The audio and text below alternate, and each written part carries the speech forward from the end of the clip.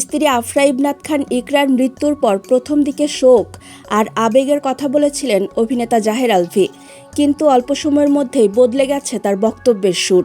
এবার প্রয়াত স্ত্রী ইকরার বিরুদ্ধে নানা অভিযোগ তুলেছেন তিনি। এতে সামাজিক যোগাযোগ মাধ্যমে শুরু হয়েছে তীব্র সমালোচনা।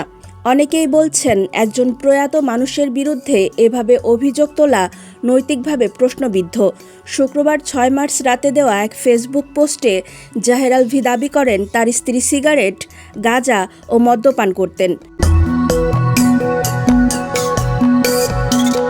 শুধু তাই নয়, ইকরার বিরুদ্ধে পরকীয়ার অভিযোগও তোলেন তিনি।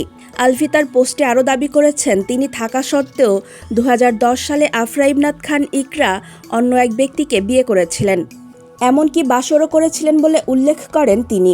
নিজের মৃত স্ত্রীকে ঘিরে এমন অভিযোগ তোলার পর মুহূর্তেই সামাজিক যোগাযোগ মাধ্যমে তুমুল বিতর্কের মুখে পড়েছেন জাহের আলভী। নেটিজেনরা পোস্টটি শেয়ার করে নানা রকম মন্তব্য করেছেন।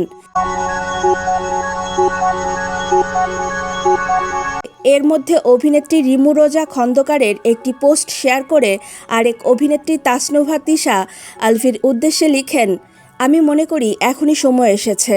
আলভীর উচিত, যিনি আমাদের মাঝে নেই তার সম্পর্কে বাজে কথা বলা বন্ধ করা। তার উচিত সেই নারীর প্রতি ন্যূনতম শ্রদ্ধা রাখা, যিনি তার সন্তানের মা।